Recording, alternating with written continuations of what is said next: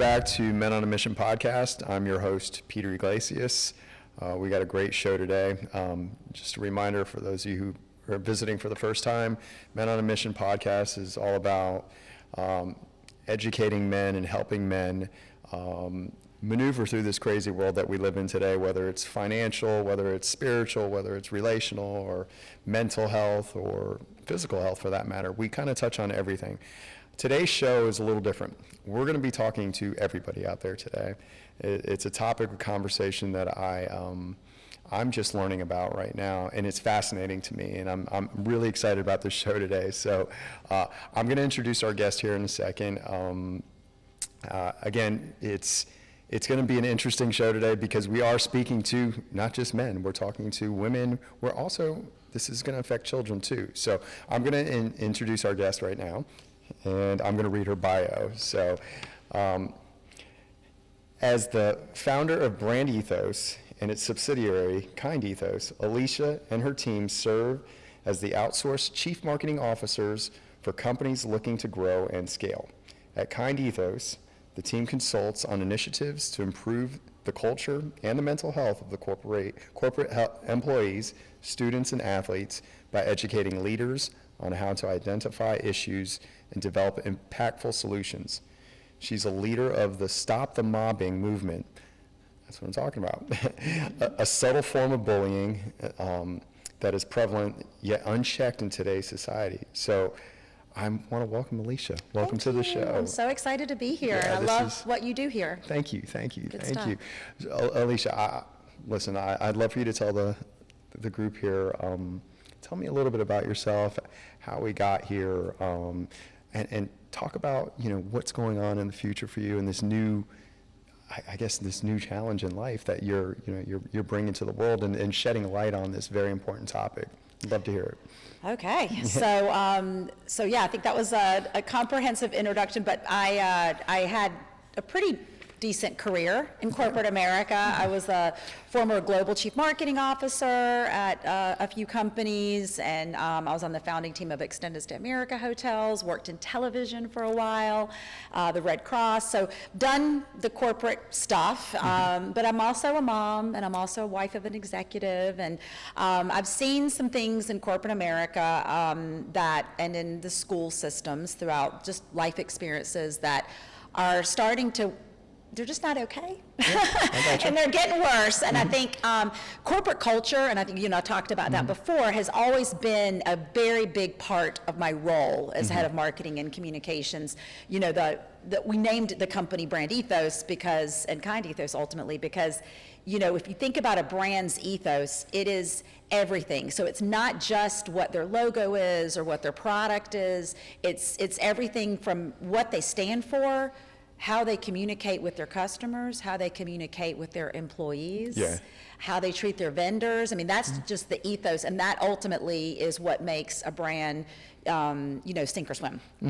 And so on the Kind Ethos side, we're really just kind of dialing into that, culture piece of it, but expanding it into not just corporations, but teams and students, or I should say, any kind of academic institution. So that's kind of the overarching thing, and what's Stop the Mobbing? I mean, mobbing is just kind of diving into it is just something that is been happening for years. It's a very subtle form of bullying. Most times people don't even realize they're doing it, and certainly they don't realize that they're being complicit. Right. And as I say in the book, which is coming out, I'm about 3/4 of the way done. Okay.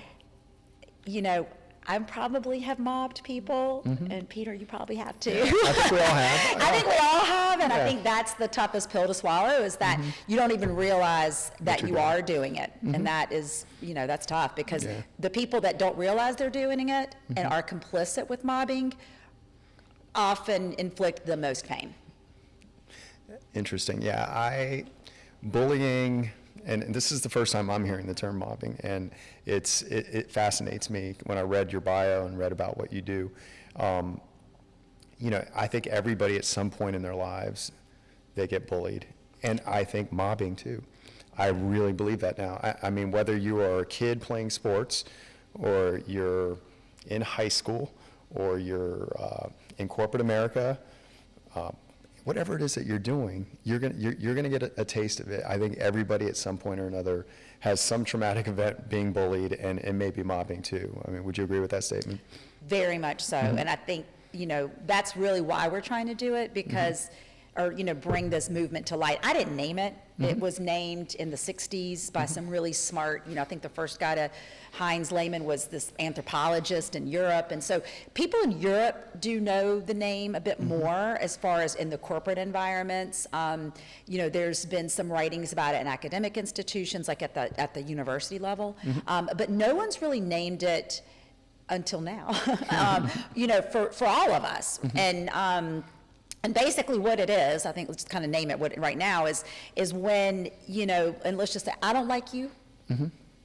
And so, it's okay. You don't have to be friends with everybody. We don't all have to get along. But now, because you and I have a falling out, or I just decide I don't like you, I'm now going to convince everybody else to not only not like you, but not speak to you, set you up for failure, isolate you. The goal is complete isolation. Put that in a corporate environment, it might be, I'm not including you in meetings that you should be. I'm making sure I'm going to leverage my power to make sure that everybody knows that I don't really like you, and therefore they shouldn't unless they want to be my next victim. And that's ultimately, you might think of it as Mean Girls, which is why a lot of people, I think, may have the misconception that this is a female-only problem, and I'm here to tell you it's not. You men are mobbers too. So that's a problem. I mean, I can relate to that subject. I think when somebody new comes into a corporation, I mean, it's very, I think people that are insecure, even myself, like, what's this person doing here? Are they going to take my job? So you instantaneously you put walls, and you say, and everybody talks to each other, and and it's until you really get to know somebody, hopefully, that that kind of changes. But yeah, I've been a part of that.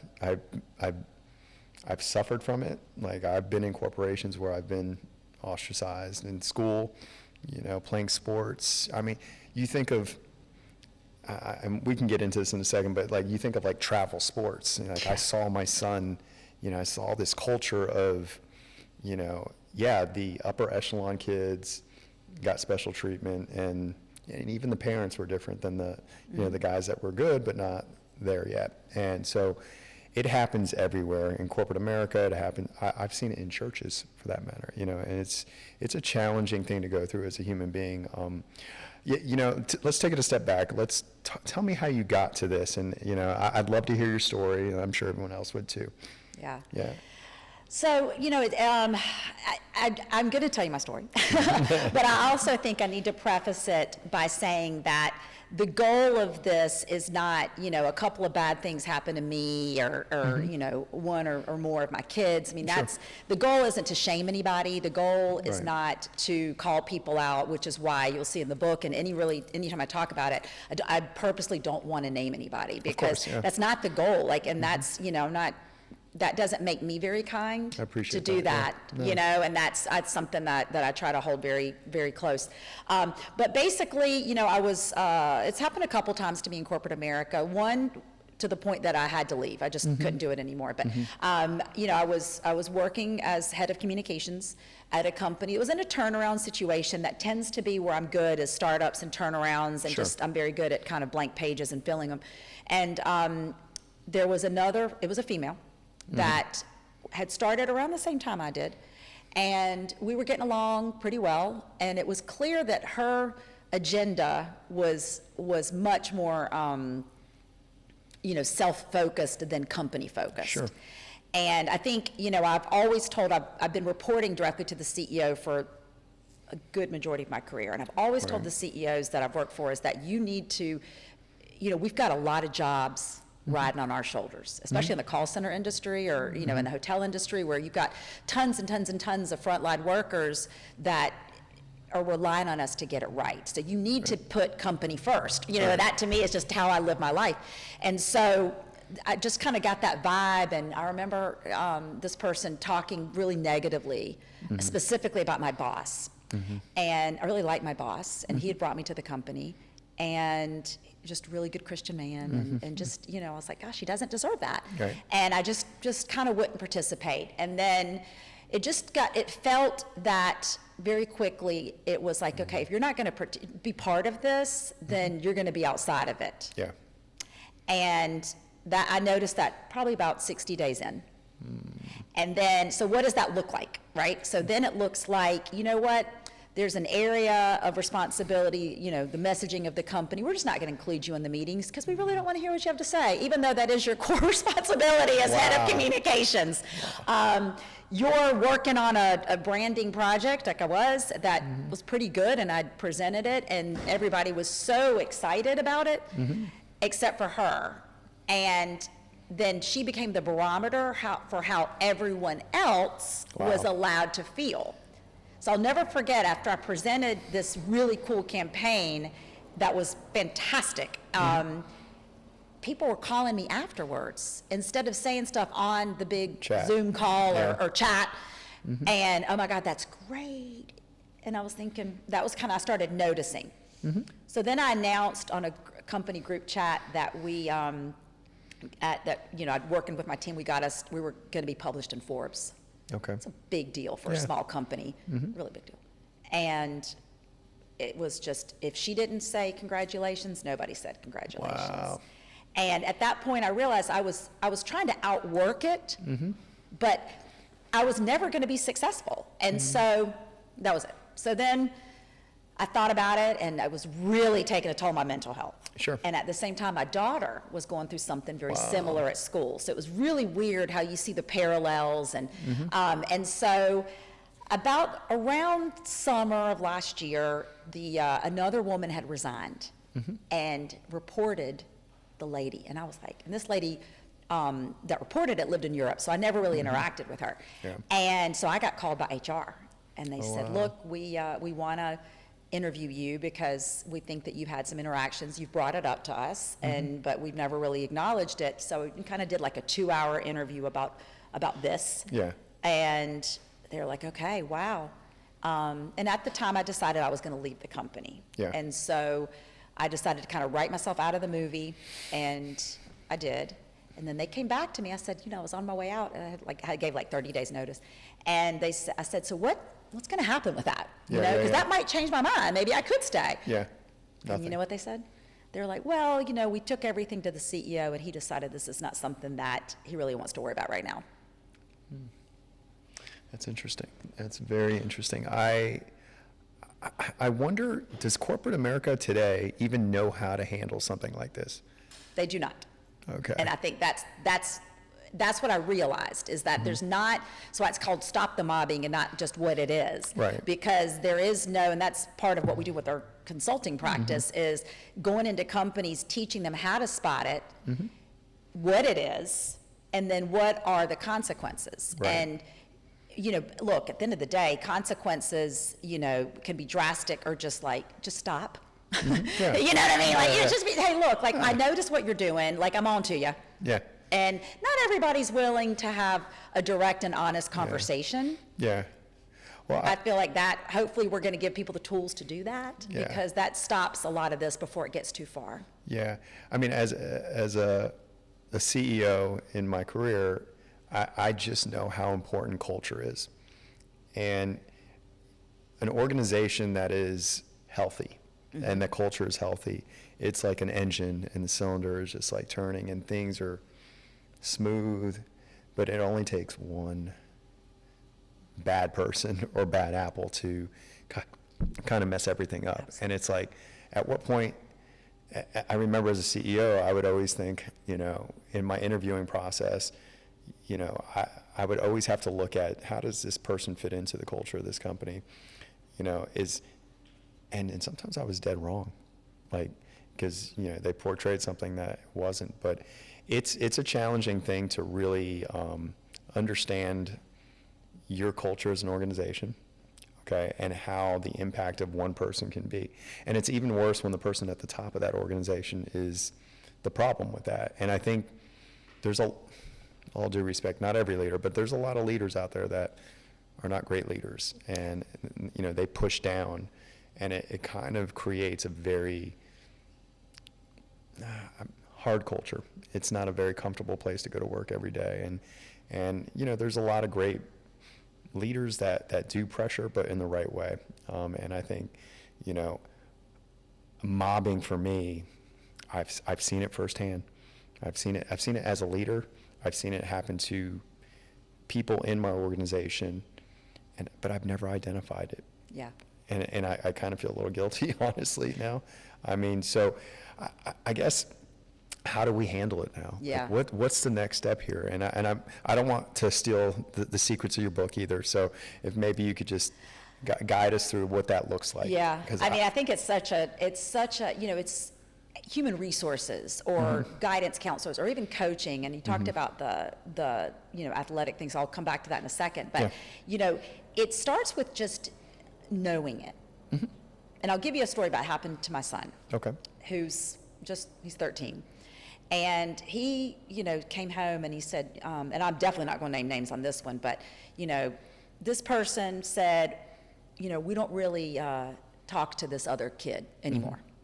So, and I guess the kid was coming down the hall, they were getting ready to pass him, and he said, so just don't say hello to him. And my son comes home and tells me this, and I was like, okay. I said, so what'd you do? And he goes, I said hello. And I said, why?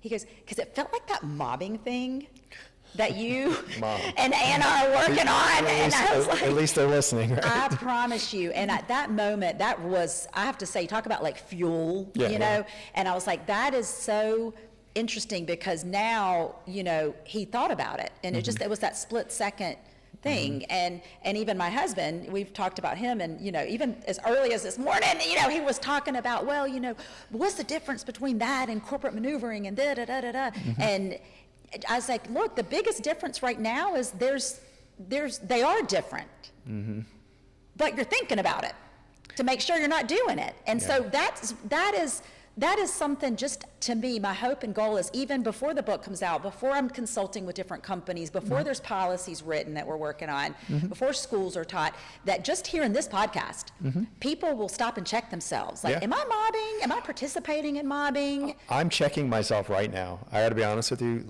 and forgive me, God. I mean, when you have an employee that is underachieving or not doing their best job, we do something, as you know, called micromanage. And we literally, you squeeze you turn the screw pretty deep, and it's like, is that mobbing? Or is that just, because you're almost forcing somebody out in a lot of ways. And I'm not proud of this, but I've done that before. And it's, I don't know, is that wrong? So I don't think that's mobbing. No. And I think that's, could you handle it a different way? Yeah, I mean, that's why we named, the consulting practice is kind ethos and not necessarily mobbing. How to not, because I think there's more corporate tactics that we could talk about, right? But, squeezing them doesn't always bring out the best in people. Yeah. And you think about that, in sports, right? You have to coach and manage players very differently. Yeah. And, you have athletes. I certainly have a lot of athletes in my family. And so I think it's about, why are you squeezing them? Is there, at some point though, I do think that leaving an employee in a situation where they cannot be successful isn't fair to them. Agreed.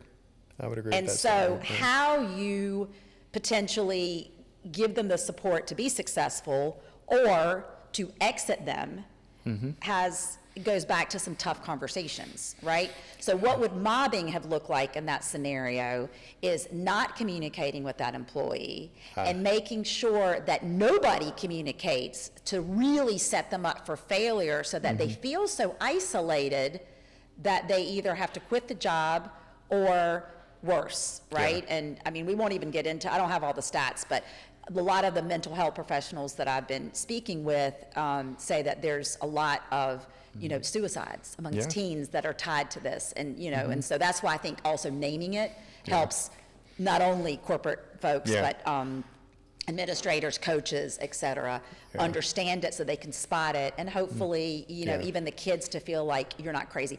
I thought I was crazy. I really thought that I was not doing great work. Like, until at some point I had enough people saying this is amazing, and that I was like, okay, it's not me. It's not me. But you really start to question yourself. Yeah, you're definitely, I'm becoming a little more introspective because of this conversation and really trying to analyze some of the things that I've done. You know, I think corporate America is so cutthroat today. I think there's so much technology today, and jobs are changing, roles are changing. You know, people get made fun of because of not understanding technology or new technology, and it's, man, speaking of technology, gosh, there's got to be a lot of this on social media. And, yeah, I mean, and I would imagine kids, you know, I know kids have been suffering from being bullied on social media. I can only imagine coining this term now on social media, how that would, how do you manage something like that for kids online? I mean, look, the social media gives people that behind the screen voice, right? Yeah. You know, I would dare say that, and this is going to be a bit controversial, but you know, I think the whole concept of cancel culture is mobbing. Like, there's no forgiveness, and you know, and that's scary. And I'm not saying that some people don't deserve, you know, some sort of punishment, but sometimes it's everything has just gotten so extreme. When you go 15 years ago, something that happened, and you bring light to that because that person said or did something that you don't like or doesn't match what you believe in. Right. I think that is mobbing, for sure. For sure. And I'm you know, whether this is controversial or not, I think it's wrong. I think when they basically try to 86 you and ruin your life, I mean, you're ostracizing people. That is mobbing. Right. Well, and it's influencing how everybody else feels about you and should feel about you, and you know, that bias, and not allowing people to kind of form their own opinion. The same thing as, you know, in high school, like, you know, look, I don't like her, and therefore you don't like her. Yeah. And none of us are going to like her, and if you say hello to her, you are my next target. So, and so that's 90% of the time that people are complicit, whether it's at work, whether it's in school, or on an athletic team, because they don't want to be the next target. I gave an example to my husband this morning that he was like, that is the best example, so I'm gonna give it to you. It's basketball. So let's just say that, you know, we'll call the kid Chris, and so Chris has a great shot. And so every time they pass Chris the ball, he makes the shot. And he's getting a lot of like press clippings, and you know, social media is all over it. And so now the point guard bringing the ball down the court, it's like, you know what? His star is shining a little bit brighter than I would, and it's certainly shining brighter than mine. Yeah. So I'm not going to pass the ball to Chris, right? But there's 5 people on the court on your side. So let me just make sure if I'm not passing the ball to Chris, nobody's passing the ball to Chris. And let's just make sure, and then, you know what, let's make sure Chris isn't invited when the rest of us, when the 11 of us on the team are going to go do something afterwards. Let's just make sure he's not included. Wow. He's a little weird or whatever. You know, so think about that. You know, so now I can, you know, that hurts the team, first of all, because if Chris is your best shooter on the team, you probably want to get the ball to Chris, right? But so there's lots of ways that's so subtle. You know what I mean? It's so subtle because if they win the game without Chris's shot, then does the coach care? Does the school care? Does the team care? You know, no, right? Yeah. But you see where I'm going with it? So it can be so subtle. You just got to look for it. There's a lot of gray area. There's a lot of gray area, right? Now, you know, so then of course we debated. Well, you know, what if Chris is not shooting well? Do you not pass the ball because he's not shooting well? Yeah, if the coach says, look, Chris is not hot tonight, so we're going to use Chris on defense, or I'm going to sub Chris. That becomes like coaching decisions. I'm talking about like super, you know, very black and white stuff. Yeah. So, I think that is, a super clear way. And I think that is why I've always hoped and tried to use athletics as kind of a test kitchen for my kids to be able to understand, group dynamics. I love, people that have worked with me that have worked on, you're a better team player when you really know how to be on a team. Yeah. And that means when Chris's shot's off, you lift him up. Yeah. And you understand what gets, screaming at Chris doesn't work. Yeah. It might work for one of my kids, but not the other kid. Sure. You know what I'm saying? Like, you have to know. I think every but kid's different. Everything is different. The same thing with your employees. Yeah, I would agree with that statement. I mean, I saw that.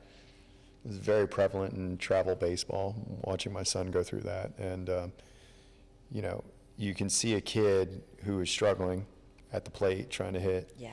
And he goes 2 or 3 games, and then you got the parents of the kid who plays behind him saying, my kid should be playing, and so it creates this really uncomfortable environment. And truly, that is the polar opposite of what team sports represent. Would you agree with that statement? I mean, it's like 100%. Yeah, and it is almost like this toxic culture that has kind of developed over the years, and it's gotten worse and worse. My son left travel baseball 5 years ago, so and I see videos online of adults fist fighting, at ball games, and you're just like, oh Lord, where have we gone wrong? And I'm gonna shoot you a loaded question here, so you don't have to answer it if you don't want to, but I will. I think I love that. How did we get here? What happened culturally? Because it wasn't always like this. I don't think I think we, as time has gone on, I'm seeing things go to extremes now. And what's happened is I feel like people have gotten desensitized by it. How did this happen? Where did we go wrong? Is it just, I'll let you answer that. I mean, there's a lot of, we can blame social media, we can blame technology, but this was going on.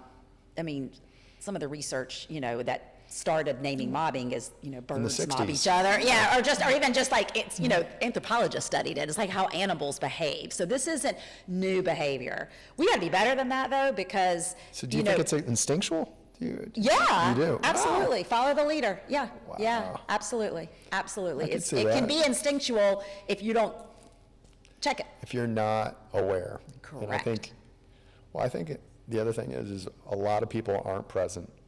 A lot of people are thinking of things, the 10 other things going on, and so we're almost oblivious to what's going on around us occasionally. Now, in business, I don't think that's so much, but I know kids, they'll kind of catch the tail end of something. Yeah, whatever, I'll do that, follow the leader, as you would say. I do think that, as a Christian man, we have a saying, kingdom over culture. And we have developed a culture of accepting things that are,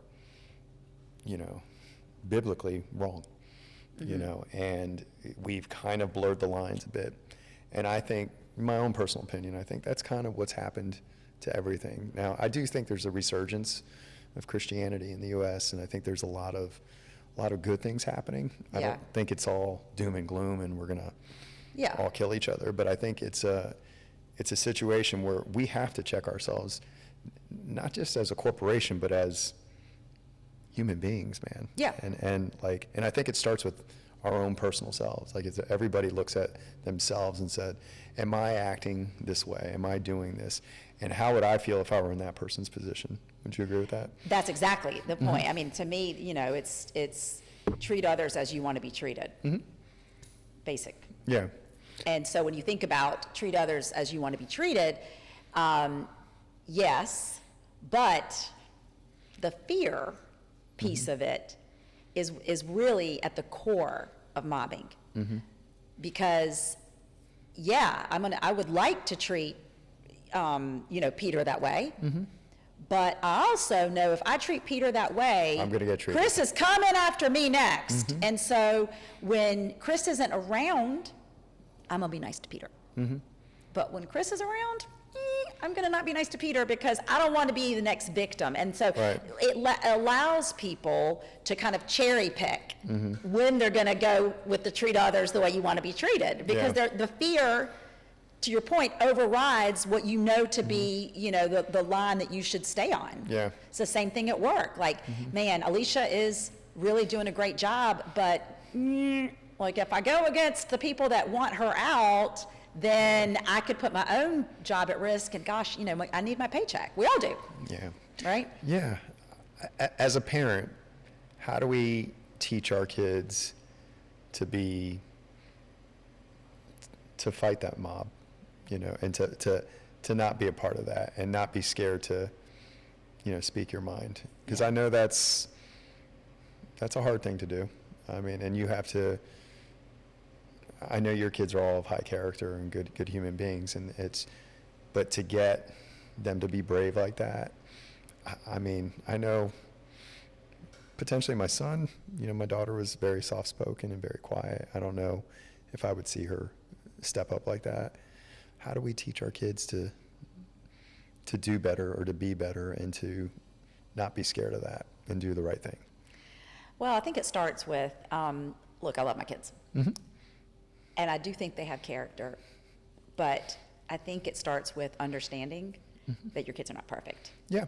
And your kids are kids for a reason, and oftentimes they do age-appropriate things, right? Because that's part of learning, and that's it is why they need, you know, parental influence and spiritual influence and all the you know, good influences, right? Sure. Great teachers, great to bring them to the point that they can be fantastic functioning, you know, members of society. Sure. So I think the first, you know, guidance for parents is to understand that your kids are capable. We're all capable of this, and we're all capable of being fearful, and we're all capable of either being the mobber in some cases or not, right? I don't, you know, that's a whole nother story. But so what I tell them is, you know, how to build that bravery is, I think, is noticing it. You know, ironically, you know, in a situation with one of my kids, I knew the parents really well, and they knew what was happening. And then those same parents joined forces with, I mean, that was, and they said, we'll never let, you know, this child of mine be this way. And then they believed the lies that were being dished out by the mobber. Wow. And how do I know that's true? You're probably wondering that too. How's that? Because the mobber did it to somebody else 9 months later in that group. Wow. And they came out talking. And now we know. And now we know what was told that was true, was not true. So, and you know what? That is okay. I haven't gone back to the school, and there's no need, right? There's no need at this point, like, you know, but the point that I bring that up is that, you know, you got to say, you know what?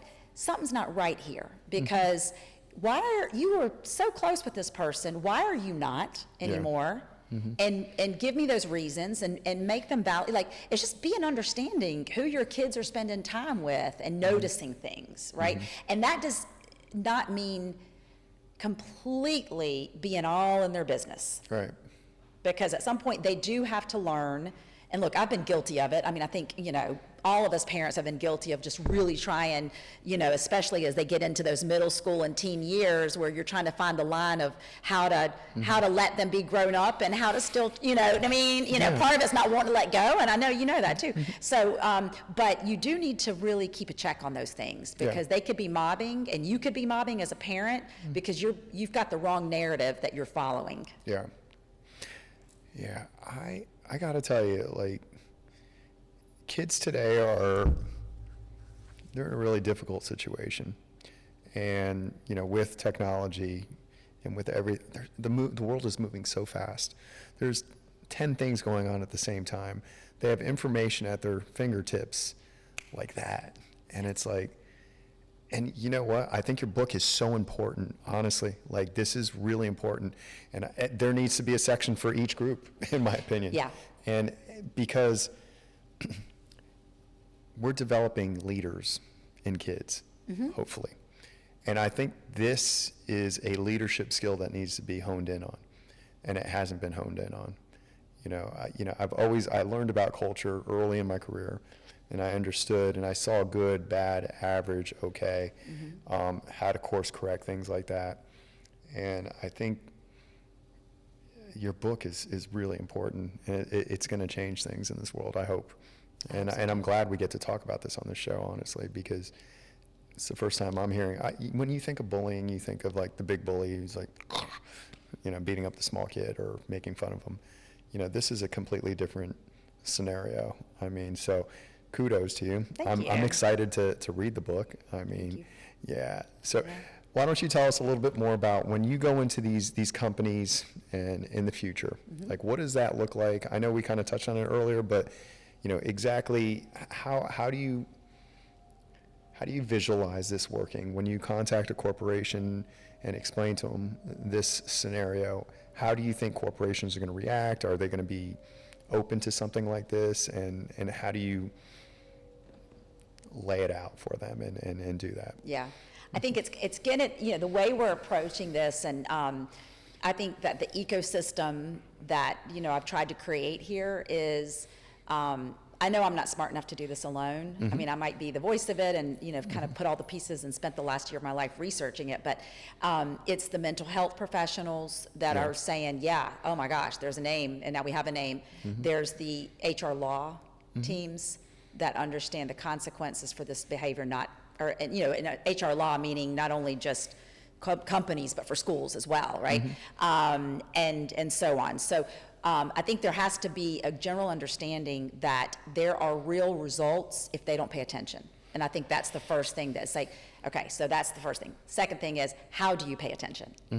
And so a lot of it is scenario driven. A lot of it is just working with the leaders to say, look, these are the key things that you can look for. A lot of times it's so subtle, but once you know you're looking for them, then it's like they have flashing lights on them. The same way that you've had today, like 10 epiphanies I've watched you. Yeah. So, right? This is obvious. Exactly. Idiot. Right. So we it's very like role play scenario based is how we approach it. And then the third key piece of it is the effects, positive and negative. So positive, if you check things early, and what the impact on the organization is, on the human and the organization, if it goes unchecked. You said about culture was important in the companies. Obviously, you've been a very successful businessman, and so, I've seen it as well. When there's a bad culture, 9 times out of 10, there's bad profits. Like there's just, it just doesn't, or there's high turnover, which costs money, et cetera. So there's a lot of different ways like that you need to kind of look at the importance of culture. It's not just feel good, but it's authentic culture. This is not like buying, I'm the best place to work stuff. Like you could get me going on that for days. The fourth component that I think is that ties all of those 3 things together is how to have the tough conversations. And the tools to go into those tough conversations in order to address it so that the mobbing doesn't get out of hand and doesn't permeate your culture. Right. And that's not easy. And, I always say I'm really bad at math, but I'm really great at a tough conversation. That's my skill. And so hopefully that's something I can share, and I am sharing with folks on how to approach that. You can have tough conversations, and they can end up being great. For both sides, if you are respectful and honest. And there's a big kind of thing in the hospitality industry. It's called the heroic recovery. Okay. Have you ever heard of that? No. So if you stay at this is old, but if you stay at a hotel and it's just a regular stay, you check in, go for your business trip, check out, whatever, everything's fine, your room's clean, okay, you're a good customer. Yeah. But let's say you go to the hotel and something happens and it's not perfect. If that hotel makes a heroic recovery, you're going to be more likely to be more loyal because if something goes wrong, that they've got you. Yeah. Right? So now apply that to your culture. If you're able to make a heroic recovery with the mobber or the person that's being mobbed, that might be a great employee or a great student or whatever, and they can now be more, like now you've built an evangelist for your company. Sure.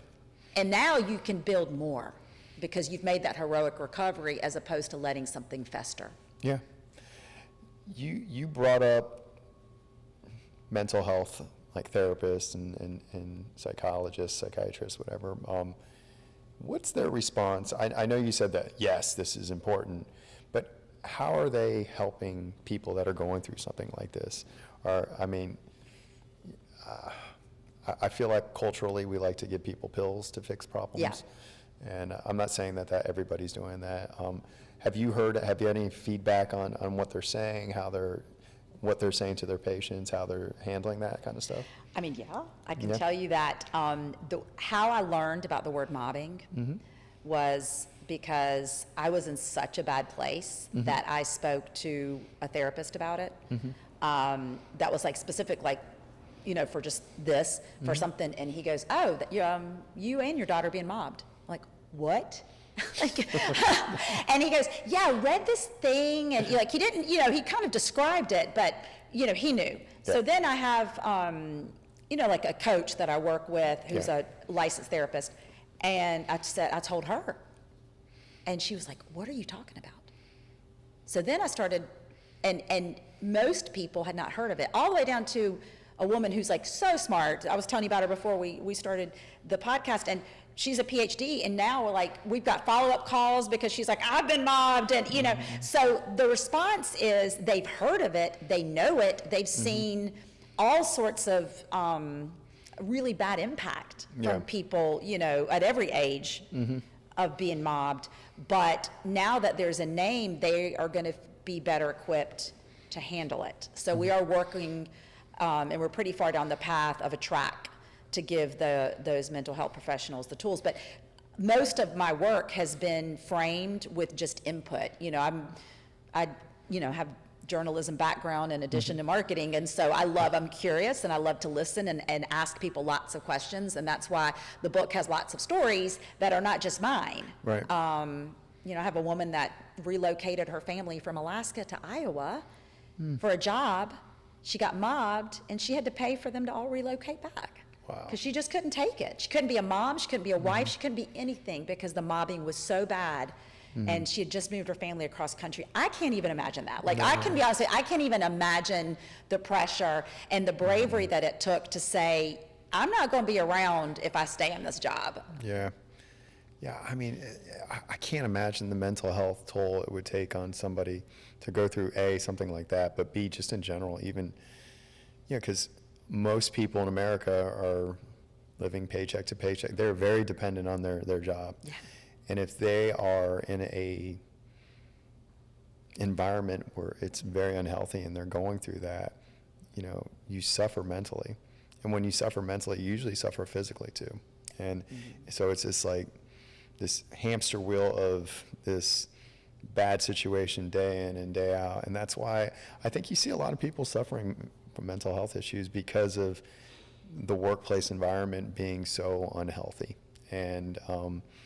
And I think that pressure is only getting worse now with AI too, because jobs are being replaced every day. So you are now competing with something that's almost perfect, that works faster, more efficient, and more effectively than you do as a human being. And it's made to be that way.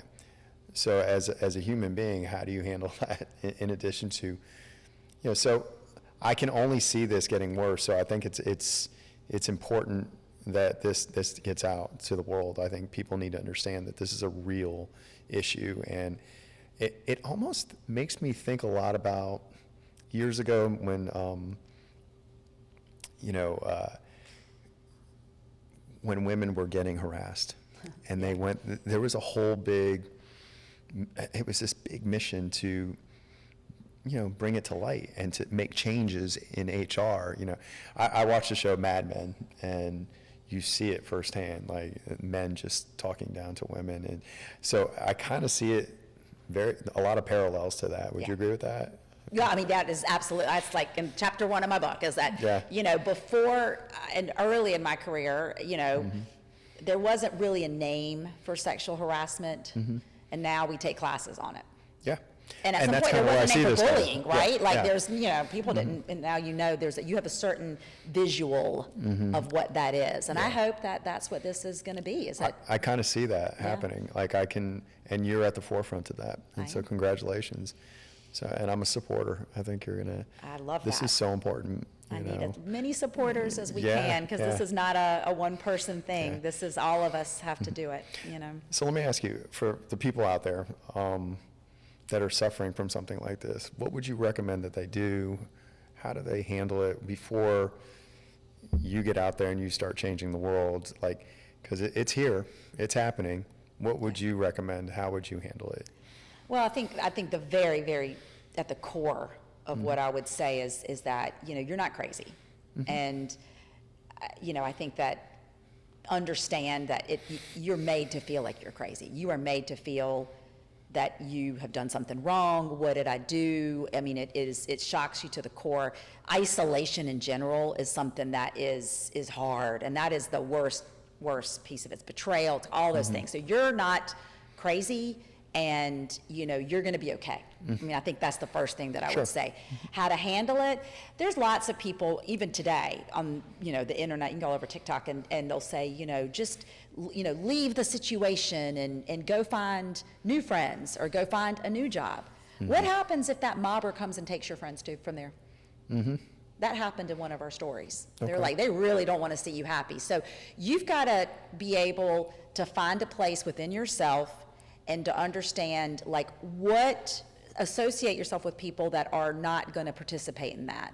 But just know that help is coming, because I don't believe until we really have policies and naming it that there is, and this is probably radical to say, there's a lot you can do. Okay. I mean, I hate to say that, because I'm not a hopeless person, know, but I mean, the reality is people don't know what it is. And I can give you the long list of things. I think I'm thinking about adding a page to the book about it, of all the things that have been said. Can you just get over it? Can you just rise above it? Yeah. It's really not that deep. Yeah. Like, those are like the things that we do when we don't want to have a tough conversation as a leader and deal with it. Is it really that bad? I mean, I think you can just focus on your work. Yeah. It's not really that bad. Yeah. It's traumatic. It's trauma, and when you think of trauma, you think more when you're younger.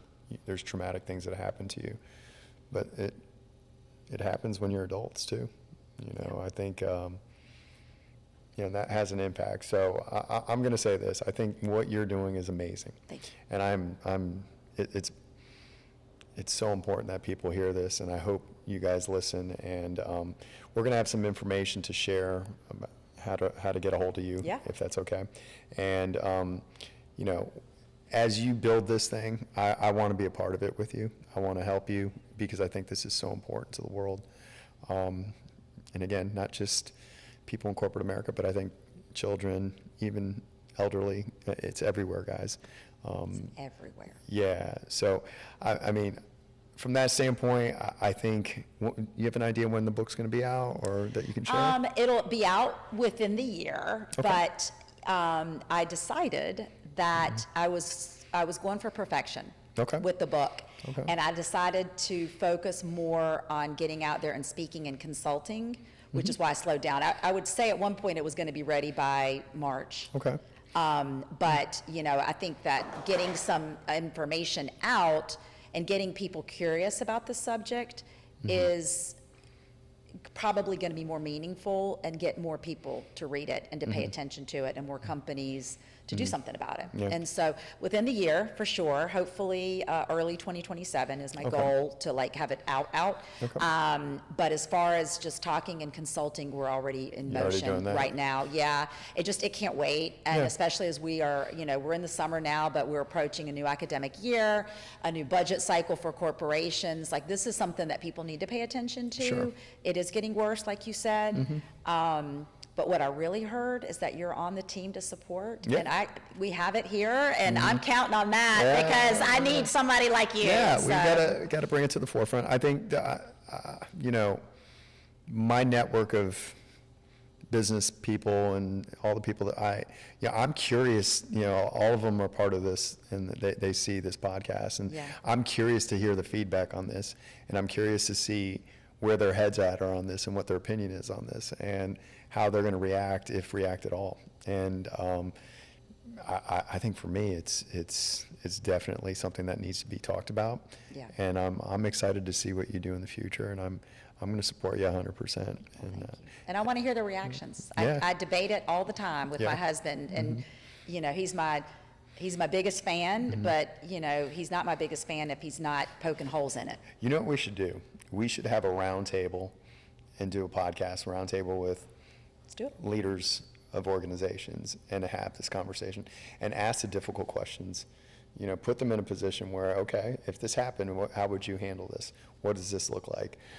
Most of them will probably say, talk to my HR person, but Yeah. But I think it's important that that these CEOs and leaders of companies, they need to be aware of this, and they need to move forward in trying to fix this problem. But again, I'm so grateful that you came on Thank today. you. This has been so uplifting for me to understand this and to learn more about this, and I hope everybody enjoyed the show. It's again, Men on a Mission podcast. We're here twice a month. And Alicia, thank you so much for your time today. You were great. Thanks. And we got to do this again soon. I'd love Okay? it. Thank All you. right. You're doing great work. Thank you. Folks, have a great day. Appreciate you.